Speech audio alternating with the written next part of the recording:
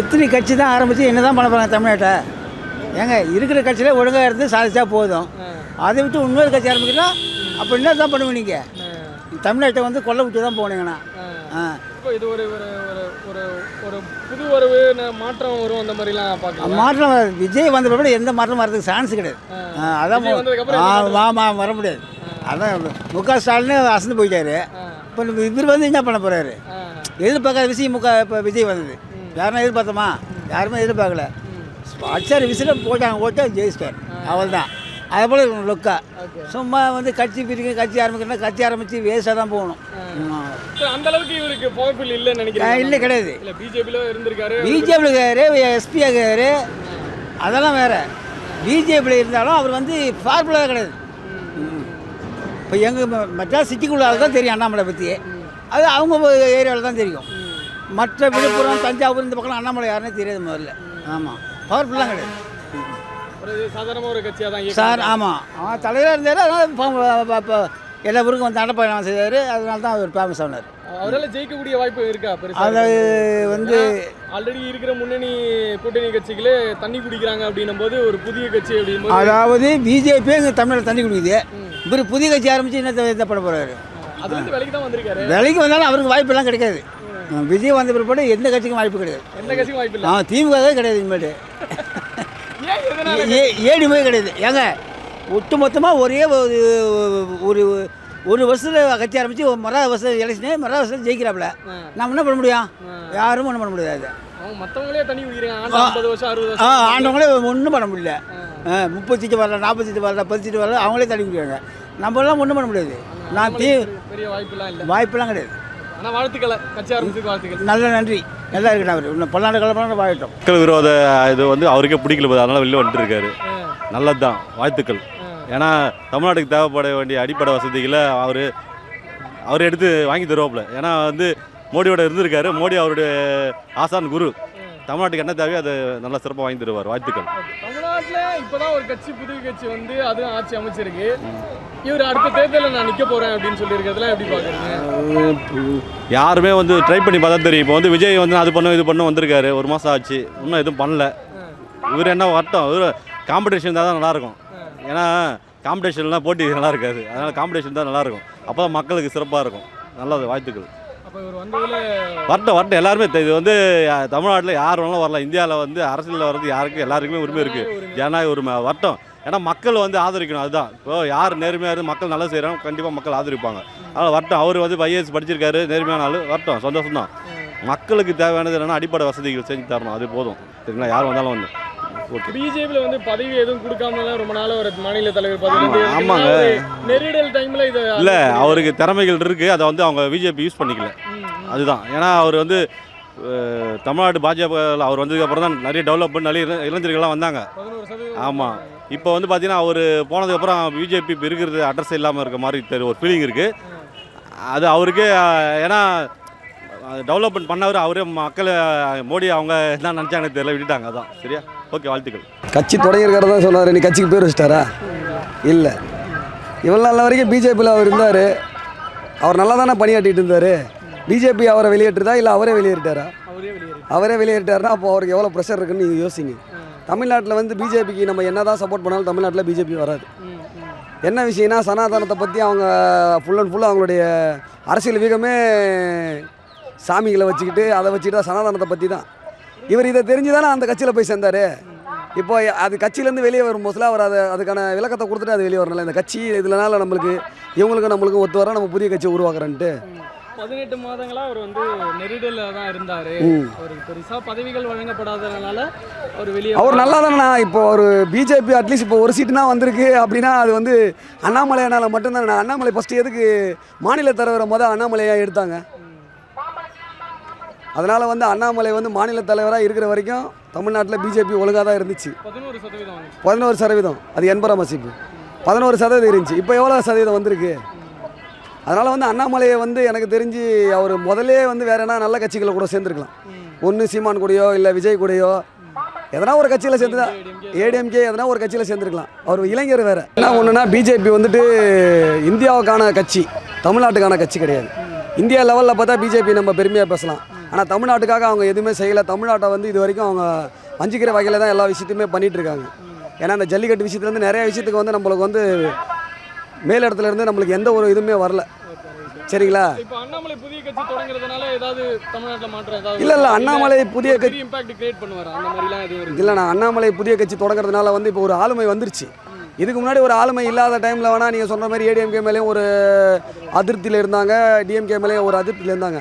அந்த டைமில் வந்து இருந்தாங்கன்னா ஒரு 10 சீட்டோ 5 சீட்டோ ஜெயிச்சிருக்கிறதுக்கு ஒரு வாய்ப்பு இருக்குது. அதுவும் கூட்டணி வச்சுருந்தா. தனிமையாக வச்சு சீமான் என்ன பண்ணுறாரு? சீமான் சொல்லாத கருத்துக்களை வந்து அண்ணாமலை சொல்லிட போகிறாரு. ஆனால் அண்ணாமலை ஒரு இளைஞர்.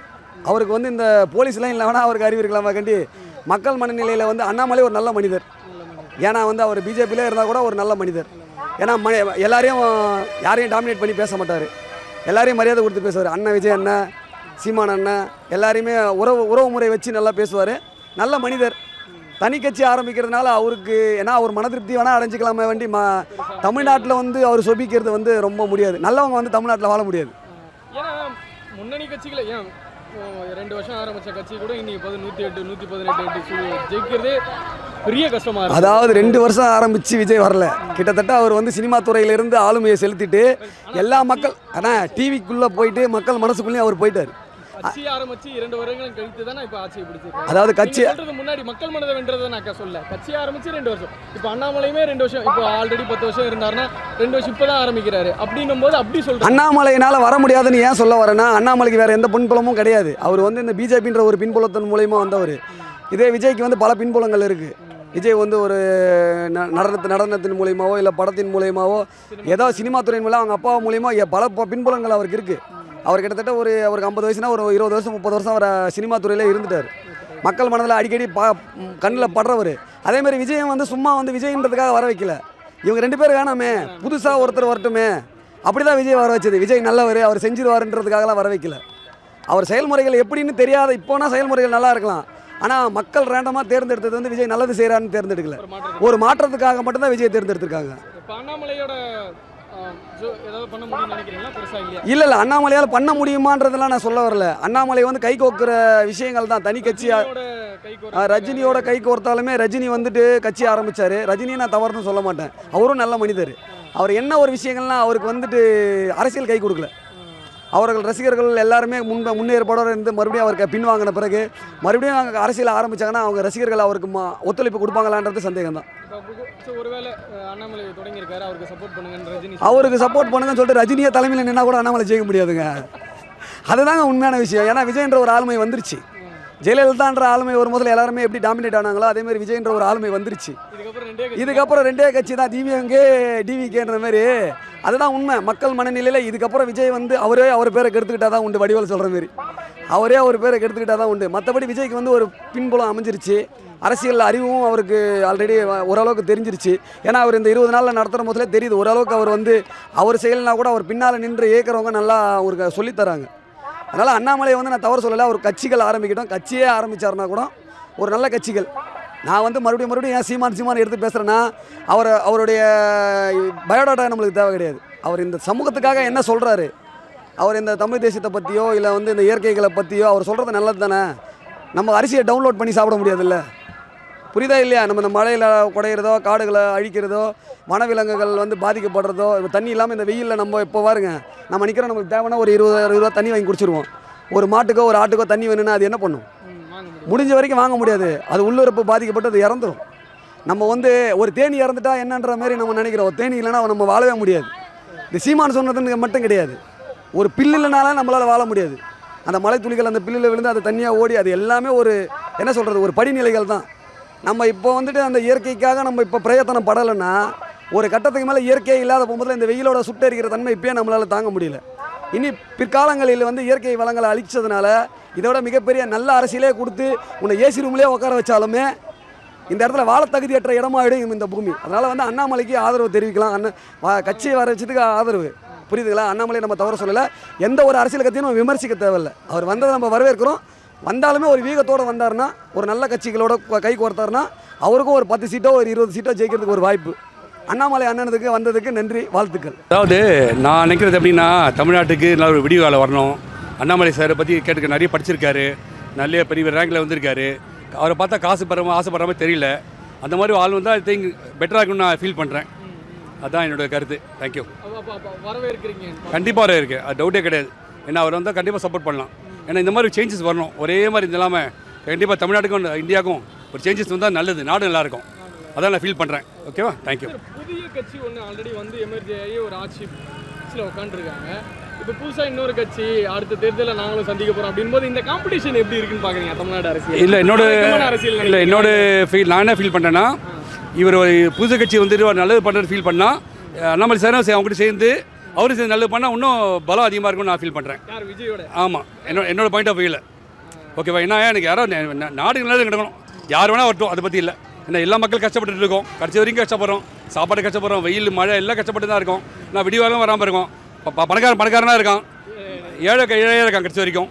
அதனால் இவங்க ரெண்டு பேர் சேர்ந்து ஏதாவது நல்லது பண்ணுற யார் இருந்தாலும் சரி, நாடு நல்லது பண்ணிட்டா அந்த கடவுளே உங்களை காப்பாற்றுவார்.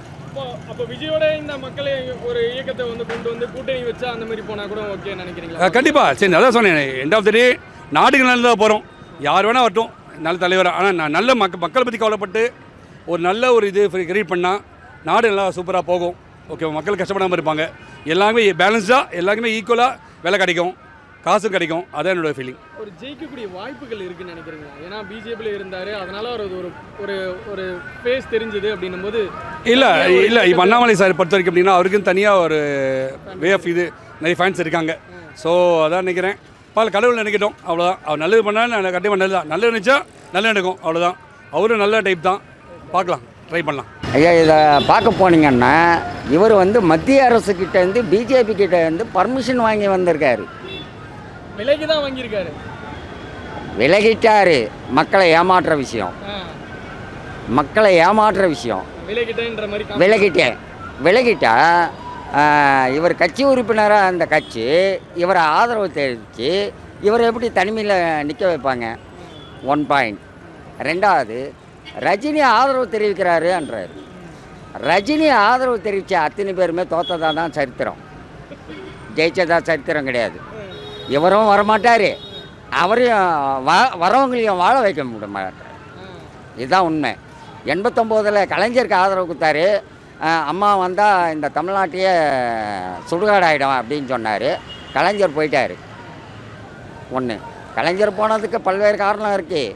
அவர் வந்து குருவிக்காரன் துப்பாக்கி வைக்கக்கூடாது, சிட்டியில் மாட்டு வண்டி ஓட்டக்கூடாது, இப்படியெல்லாம் ஒரு சட்டம் போட்ட தொட்டு அவர் காணாமல் போயிட்டார். அது வேறு விஷயம்.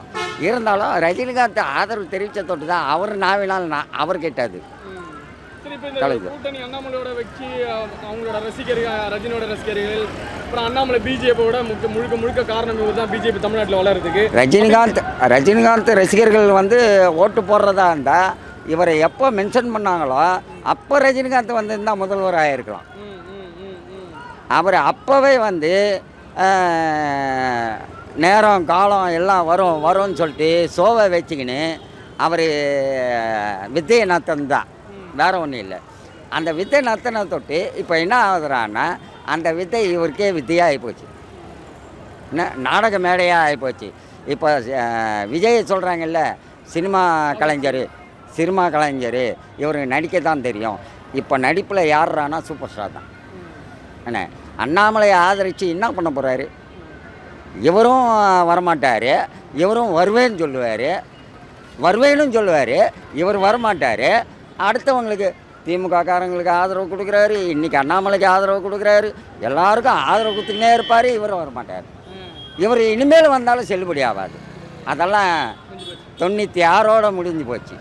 96 நோட் பண்ணிங்க, 96 முடிஞ்சு போச்சு. என்ன அதை மாதிரி இருக்கும்போது இவர் ஆதரித்து இனிமேல் என்ன பண்ண போகிறாரு? அண்ணாமலை பிஜேபி விட்டு வெளியே வந்தது காரணமே பிஜேபி தமிழ்நாட்டில் கால் ஊன முடியாது. ஏற்கனவே நான் ஒரு சேனலில் பேட்டி கொடுத்துருக்கேன். என்ன அதே மாதிரி பிஜேபி இங்கே தமிழ்நாட்டில் சான்ஸே இல்லை. அண்ணாமலையே தனி கட்சி ஆரம்பித்து இவர்கிட்ட எத்தனை எம்எல்ஏ வராங்க, எத்தனை கவுன்சிலர் வராங்க, எத்தனை எம்பி வராங்க, அதை வந்து பினாமி, இவர் பினாமி. கண்டிப்பாக சொல்லுவேன். அவர் ஐஏஎஸ் படிச்சிருந்தாலும் அதே தான் சொல்கிறேன். நான் 3ஆம் கிளாஸ் படித்தவன், அண்ணாகயிறு வைக்கிறவன் தான். எனக்கே இவ்வளோ விஷயம் தெரியும்டான்னும் போது படித்தவன்லாம் முட்டாள் இல்லை. படித்தவன் இன்றைக்கி இருக்கக்கூடிய இளைஞர்கள் வந்து முட்டாள் இல்லை. பணத்தை வாங்கிக்கினே பணத்தை வாங்காதவனுக்கு ஓட்டு போட்ட காலம் இது. என்ன இவர் இனிமேல் கட்சி ஆரம்பித்தாருன்னா அவர் சொத்தில் பாதி காலியாகும் தான் அர்த்தம். சரி, இப்போ தமிழ்நாட்டுக்கு இந்த புதிய கட்சி வரும்போது ஒரு ஒரு மைனஸாக இருக்குமா? ஏன்னா நிறைய கூட்டணி கட்சிகள் இருக்குது. இப்போ புதிய வருவா விஜய் வந்தார், ஜெயிச்சு அவரே தண்ணி குடிச்சிட்டு மெஜாரிட்டி வாங்க முடியாமல் போய் ஆட்சியில் உட்காந்துருக்காரு. கூட்டணி கட்சியில் காலத்தின் கட்டாயம். இப்போ புதிய கட்சி வரும்போது என்ன இம்பாக்ட் கிரியேட் பண்ணுவார் அண்ணாமலை நினைக்கிறீங்க மக்கள் மத்தியில்? அவர் கட்சி ஆரம்பித்தா ஏசி ரூமில் உட்காரலாம், அவ்வளோதான்.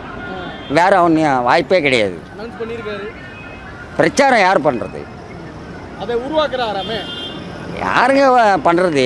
பிரச்சாரம் பண்ணுறவாள் ஆர்எஸ்எஸ்காரனாக இருப்பானே, ரஜினியாக இருப்பார். ரஜினி ஏங்க அவர் ஒருத்தர் வந்து நான் ஒரு முறை சொன்னால் 100 முறை சொன்னவர் அவர். இவர் வந்து ஒரு முறை சொன்னால் என் பேச்சே நான் கேட்க மாட்டேன்னு சொன்னவர் இவர். என்ன நான் கட்சிக்காக பேசலை, பொதுவாக பேசுகிறேன். என்ன ஒரு முறை சொன்னால் 100 முறை சொல்லிக்கினே இரு. ஆயுசு போகிற வரலாம், இன்னொரு 5 வருஷம் இருப்பியா, 10 வருஷம் இருப்பியா? இன்றைய இளைஞருக்கு நீ என்ன பதில் சொல்கிற? நல்லது கெட்டது ஏதாச்சும் ஒரு இதில் கலந்துக்கினீங்களா? அதாவது மக்களுக்கு தேவையான சேவையில் நான் சொல்கிறது. மற்றபடி டெத்துக்கு போகலாம், எல்லாம் போகலாம். விரோதியாக இருந்தாலும் டெத்துக்கெல்லாம் போகலாம். கல்யாண பத்திரிக்கை வச்சா கல்யாணத்துக்கு போகலாம், அதெல்லாம் வேறு விஷயம். ஆனால் மக்களுக்காக நீ என்ன செஞ்ச ஃபஸ்ட்டு? சரி, அது செய்கிறதுக்கு தான் நம்மளோட கூட்டணி வச்சு ஏதாவது பண்ணலாம்ல. அதெல்லாம் ஒன்றும் பண்ண முடியாது. இவர் எங்கெங்க கூட்டணி சேர்க்க முடியும்? இவர் தான் கட்சியே இல்லாமல் அனாதையாக தான் நிற்கிறாரு. ஓட்டர் ஐடி மாத்திரம்தான் அவருக்கு இருக்குது, கட்சி இல்லை. தொண்டர்கள் 1 லட்சத்துக்கு மேலே அவர் கூட ஜாயின் பண்ணியிருக்காங்க இன்னைக்கு அவர் ஆரம்பித்த உடனே. ஏங்க தொண்டர்கள்னு சொல்ல வேண்டியது தான்.